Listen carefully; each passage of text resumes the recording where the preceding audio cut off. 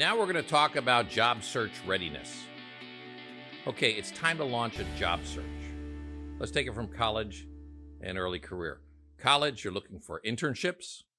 And I'm not talking about just any internship, internships in your field, multiple internships. The way to multiple job offers, that road is often paved with internships. And then job search in general for that permanent position that you're going to start your career after college. Early career, perhaps, if you're entering a job search, you might have gotten laid off. Or again, I just want to get out of here, but I don't want to get caught in the process, what I call a stealth search. This is a major effort if you do this right. But you always have to be ready for a job search because a lot of times unemployment comes knocking at the door and you didn't know it was coming. Companies don't announce we're about to lay a ton of people off. Guess what? You got 45 days and we're coming. That is very rare. Usually you go into your boss's office and you're telling her, hey, this is what I'm doing. And by the way, I'm going to work on this next month, and you'll leave without a job. So you always need to be ready. You need to be focused because a job search potentially will be in your future, again, with little to no notice. The job search formula. Let's break this down. You start with your brand. That's you. What do you bring to the table? If it's more formidable, if it's more accomplished, if it's more connected, that's more powerful than not being those things. And then your network, who you know and who they know. With tools like LinkedIn now, you have incredible power if you know how to harness them. And you put those together into a high-activity, process-based job search in order to get multiple job offers. We're going to cover this in sections coming right after this one. But this is the formula for your search. It's key to getting a job. Getting a job is not about going in and try to impress the employer with, look how good you are. Geez, you want to hire me. You got to do that, of course, but that's not the key objective. Every employer, when they're hiring, is hiring to solve a problem. My sales aren't high enough, I try to hire salespeople. If the manufacturing, the failure rate is too high, I got quality assurance people. If I'm trying to get the ACTs up in the local schools, I'm going to have people who specialize who can help me solve that problem. If I'm in a hospital, and you get the feeling. Every organization has objectives. When they're hiring, they're trying to go ahead and satisfy their future objectives. So if you can figure out why the employer is hiring, and you can position yourself as a potential solution. It'd be better to get there with you than without you. You're going to strengthen your position and start to distance yourself from all other candidates. Now, as you start the job search, it would have been nice. It would have been helpful. It would have been advantageous if you had done the following things. But there's no time for that now. You just got laid off. And you're in the middle of a job search. But if you had been working diligently about building the brand, learning outside of work, doing that, being more formidable, track record, getting professional experiences, that would have helped on this search. If you're building your network, making sure everything is in one repository, that you're constantly building it, serving and nurturing your network, that would have been nice. But there's no time for that now. So take note. You should constantly be working at these items because a search could be right around the corner. Searches come, like we said, without notice. And then when you go to do a search, there's a whole bunch of collaterals you have to have ready to go. You have to have a decent resume. You have to have a decent LinkedIn profile. You got to have an elevator pitch. So tell me about yourself. What do you say? We're going to talk about that in a second, and we're going to talk about these other things as we get deeper into the course.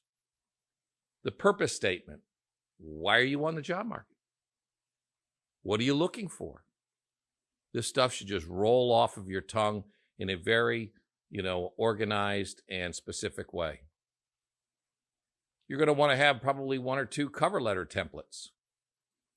So that way, when you send your information to a company, you will attach a cover letter.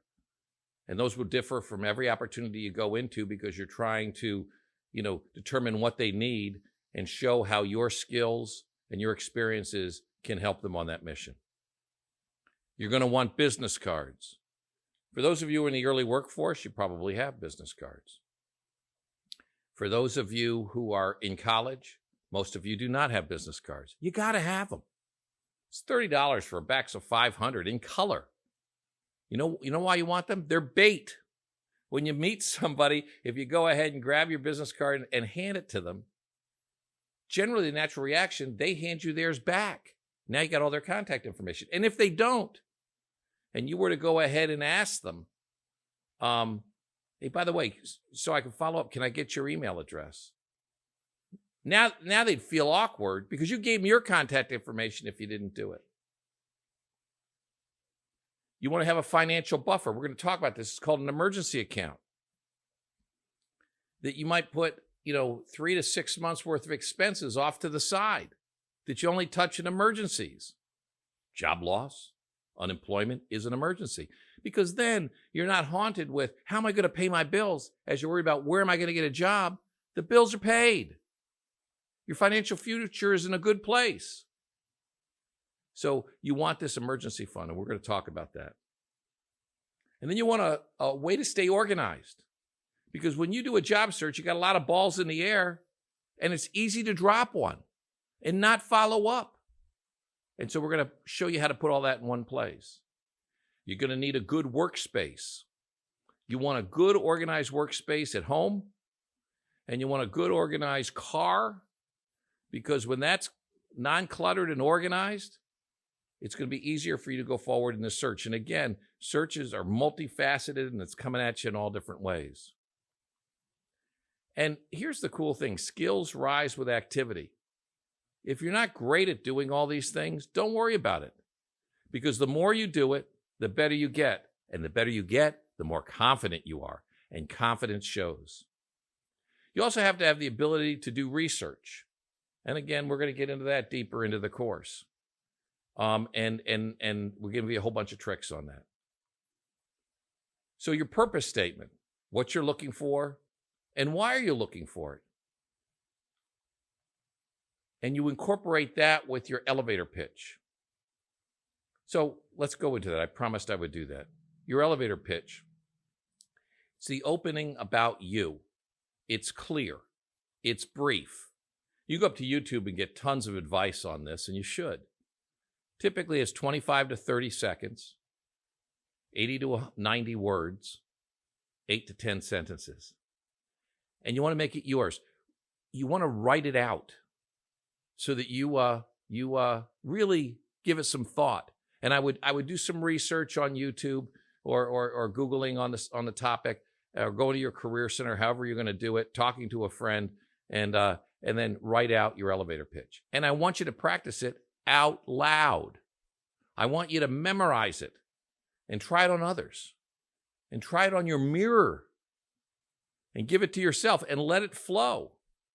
Again, there's tons of advice on this, and you make it yours. There's no one way to do it, but the fact is this is essential because you're always going to get tell me about yourself. And you want that to be where people get more optimistic. You know you have a winner is when the person you're meeting says, whoa, tell me more. That's the objective for an elevator pitch. Then you're also going to want to be able to navigate from sites and portals, people like Handshake, targeted companies you may be on, or you have a friend that's in one of these companies or somebody referred you over there. You've got products like Indeed, Glassdoor, Monster that can go ahead and help you in the job search process. LinkedIn is pretty good as well. You need to know how to maneuver and be good on these things. So all these collaterals, all these skills need to be on the ready and occasionally enhanced. This course is but a beginning. I can't cover all of this stuff. And you need to dig deeper and build upon this foundation because, again, job search is critical. You want to get very, very good at it. And if your career is 2 to 4 year career stepping stones, then learn how to step wisely. We'll take job search into the next level in the next 3 chapters. I wish you good luck, and you can do this. I'm excited that you're here.